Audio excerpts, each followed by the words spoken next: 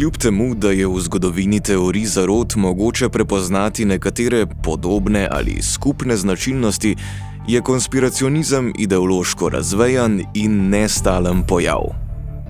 Teorije zarot, kot načini razumevanja družbe, zgodovine in oblasti, ki poudarjajo zlobne in skrivne načrte elitnih skupin in vplivnih posameznikov, niso nikoli politično nevtralne. Hkrati pa so venomer politično fleksibilne. Prepletajo se s celotnim spektrom modernih političnih ideologij in se v tem procesu tudi prilagajajo različnim praksam, interesom in svetovnim nazorom njihovih zagovornikov.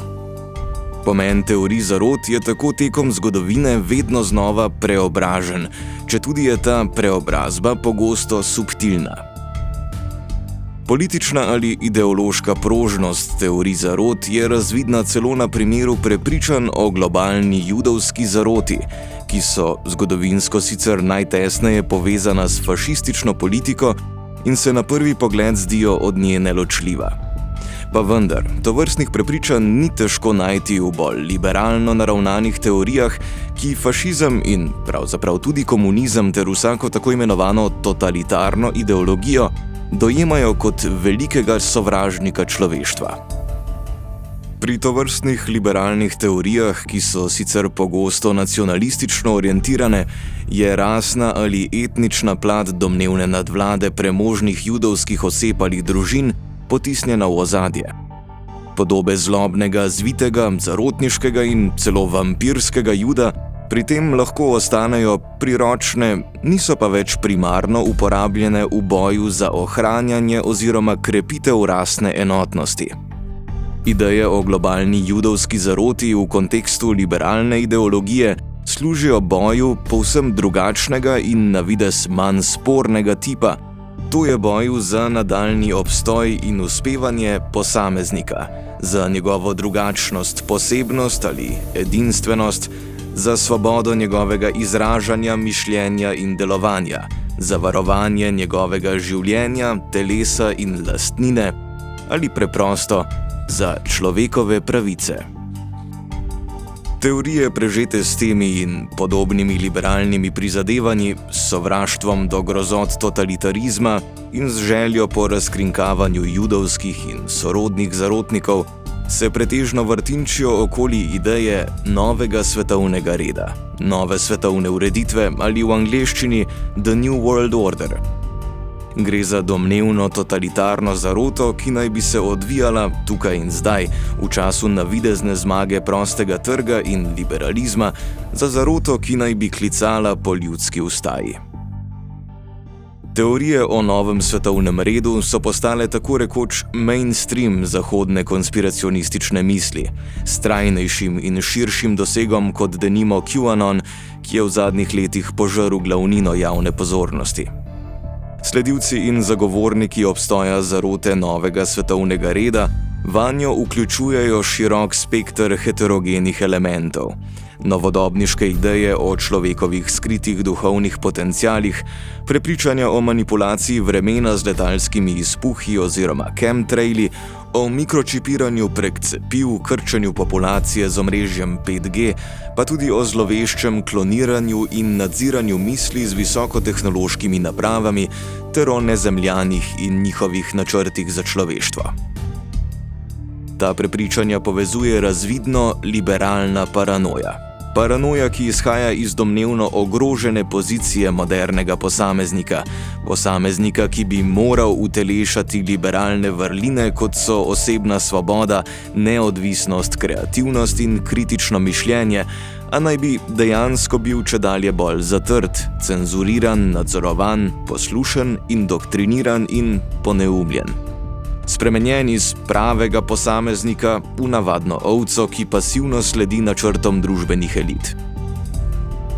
Velike liberalne institucije, ki bi morale biti ustvarjene in urejene po podobi posameznika in bi zato morale služiti njegovemu razvoju, naj bi namreč zaradi načrtov zlobnih, tudi judovskih akterjev, postale odtujene in zlovešče, nastrojene proti posamezniku in celo načrtno usmerjene k njegovemu izničenju. To je paranoidna plat liberalne paranoje. Kompleksna mreža modernih institucij naj bi bila zlonamerno ustvarjena ali poustvarjena za nadzorovanje, podrejanje in preganjanje posameznika kot svobodnega in neodvisnega individuuma. Če malenkost prilagodimo znano anglo-ameriško frazo, lahko tovrstno paranojo povzamemo takole: The modern world is out to get me.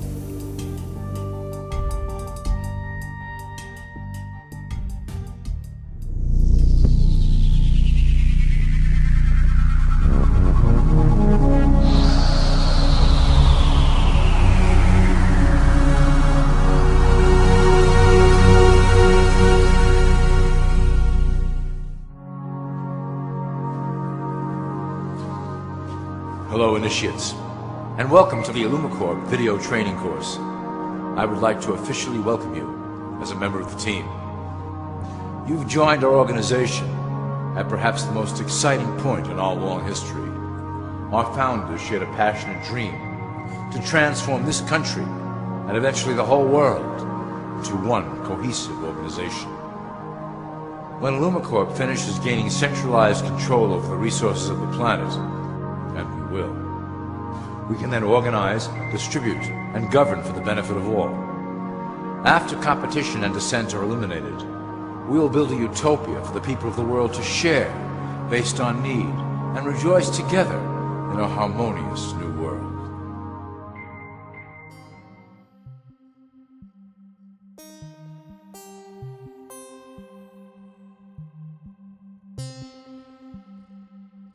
Teorije zarote o novem svetovnem redu so se razširile v 90-ih kot odziv na zaton komunizma v Sovjetski zvezi in vzhodni Evropi ter na posledično tranzicijo v novo obdobje globalnega kapitalizma. Sama besedna zveza Novi svetovni red sicer ni bila niti plod teorij zarot, niti novost 90-ih. Lahko jo namreč zasledimo že v prvi polovici 20. stoletja v povezavi s predlogi in poskusi preprečevanja nove evropske in svetovne vojne, čemur je služila denimo leta 1920 ustanovljena Liga narodov.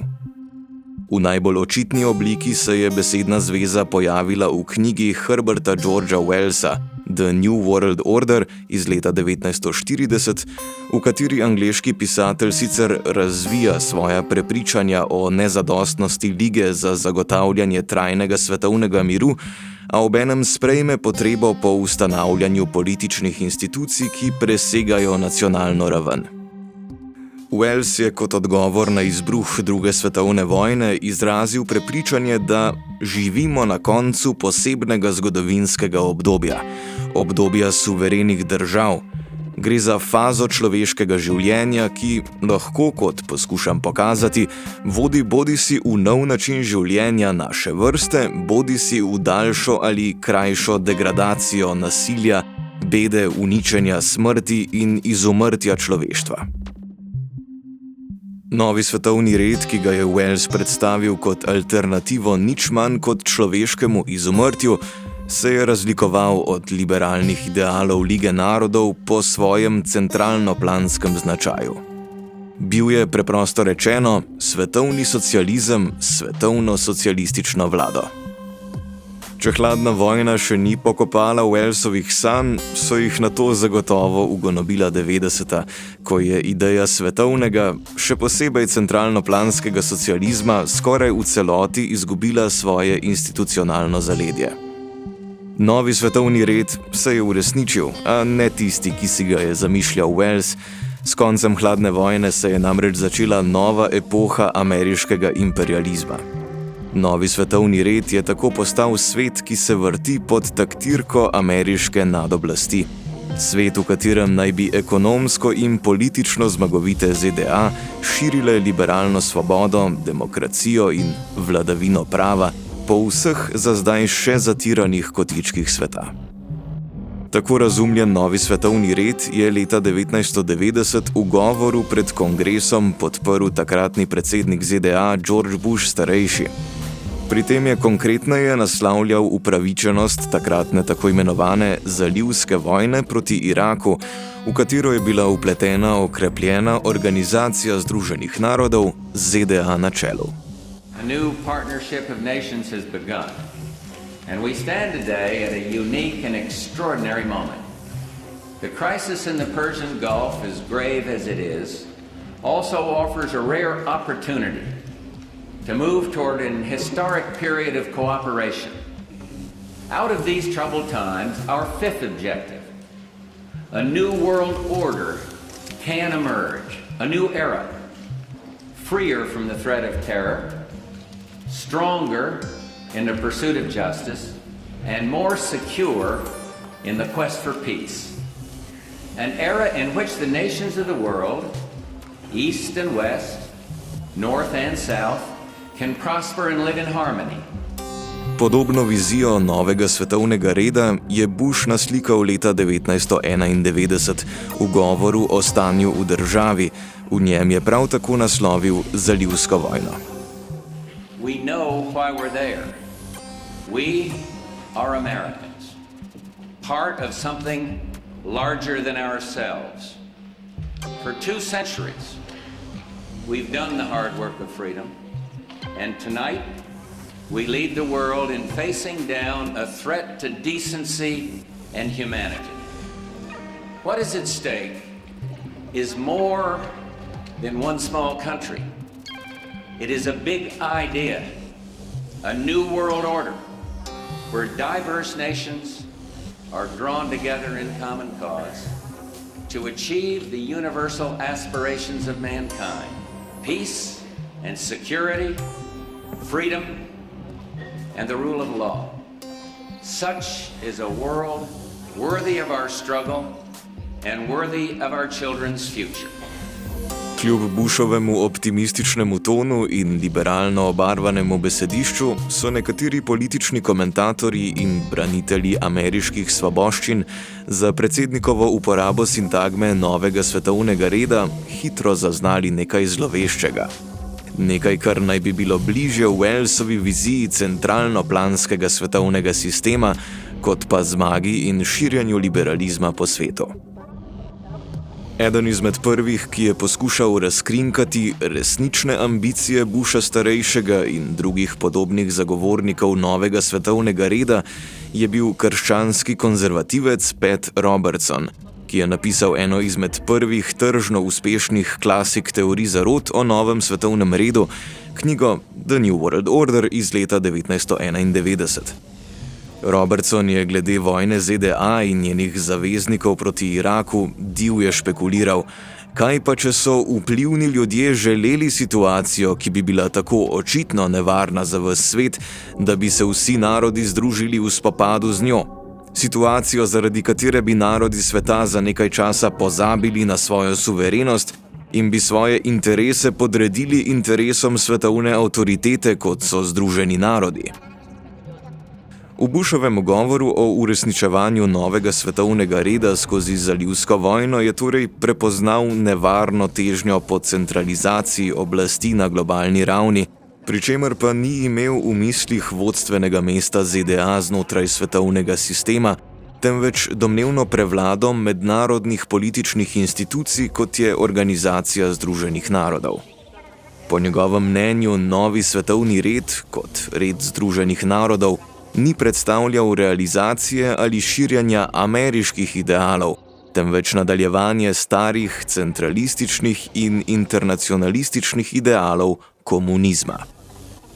Leta 1991 je zapisal Robertson, birokracija Združenih narodov še vedno nasprotuje svobodnemu podjetniškemu kapitalizmu v korist vladnega načrtovanja in socializma, povsod podpira etatistične režime in zavrača pomoč državam, ki se želijo oddaljiti od centralnega planiranja. Stari komunistični sovražnik naj bi torej kljub navideznemu propadu nadaljeval svojo zaroto proti svobodnemu svetu. A to je bil po Robertsonu le vrh zarotniške ledene gore.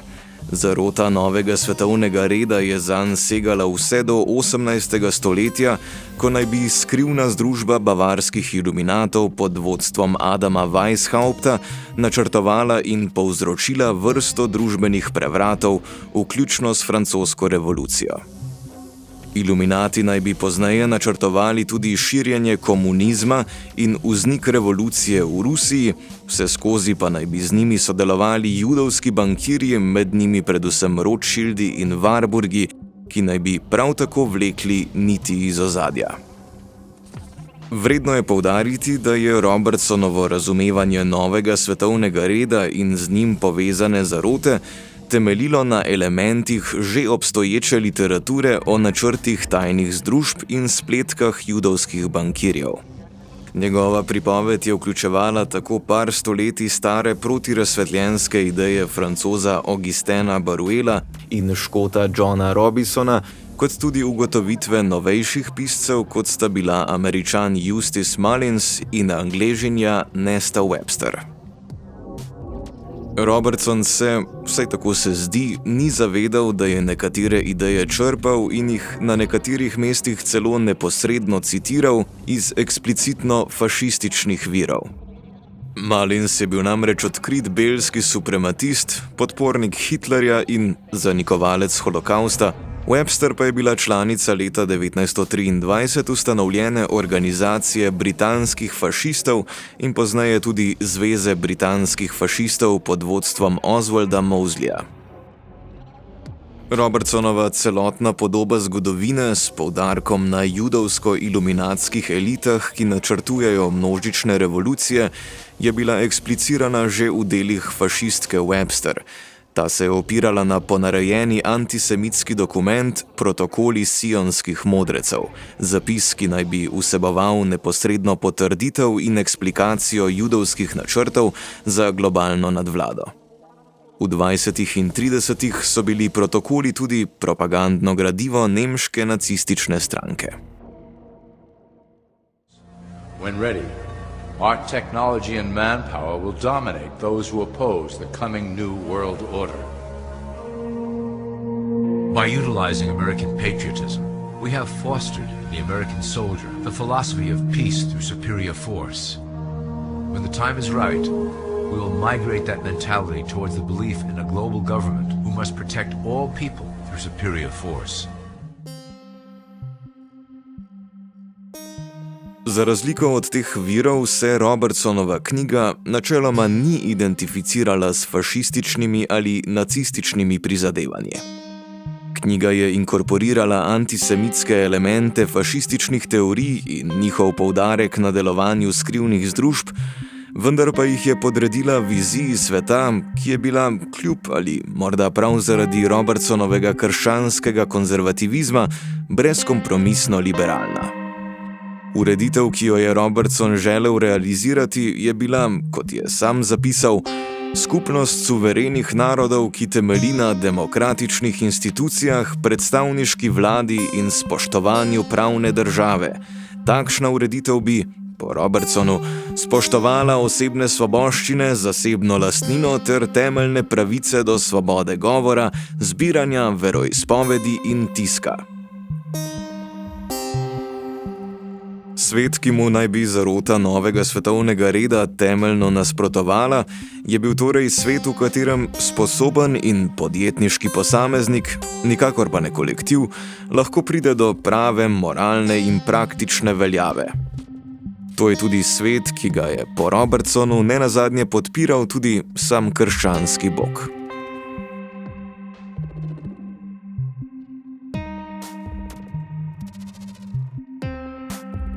Tako kot je Robertsonovo razumevanje globalne zarote novega svetovnega reda preobrazilo in premestilo nekatere antisemitske ideje v poseben kontekst liberalnih prizadevanj, tako je to tudi odražalo in obenem prispevalo k preobrazbi starejše, hladnovojne oblike antikomunistične paranoje v različico, ki se je prilegala takratni spremenjeni politični situaciji.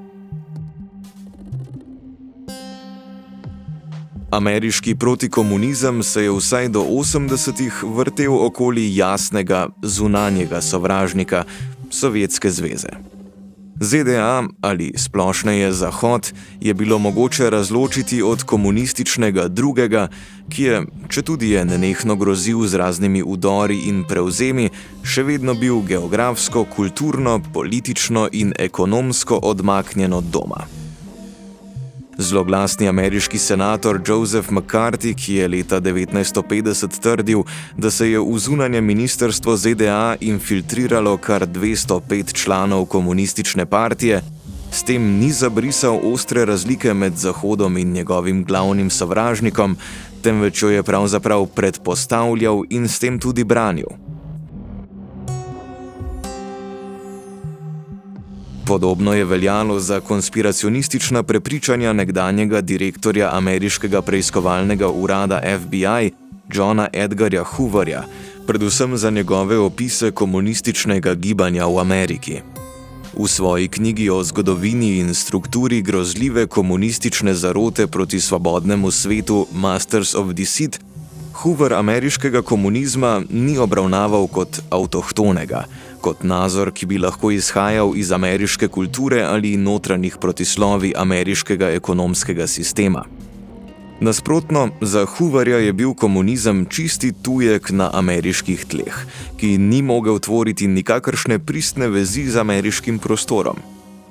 Kot se je izrazil Hoover, je bila komunistična partija ZDA država znotraj države, imela je svoj lasten sistem sodišč, zakonodajnih skupščin, šol in medijev, uveljavljala je svoje zakone, imela je lastne standarde ravnanja in ponujala lastno pot do utopije. Član partije se je lahko fizično nahajal v Združenih državah, a živel v komunističnem svetu. Po padcu železne zavese so tovrstne predstave izgubile svojo nekdanjo težo, saj je paranoidni diskurs hladnovojnih protikomunistov izgubil svoj jasno zamejeni predmet. Opozicija med notranjim in zunanjim, med domačim in tujim, je postala, če nekaj drugega, vsaj problematična. Kot bi moralo biti jasno že iz primera Robertsonove knjige, pa to ni pomenilo, da je hladnovojna paranoja pred komunistično zaroto preprosto zbledela.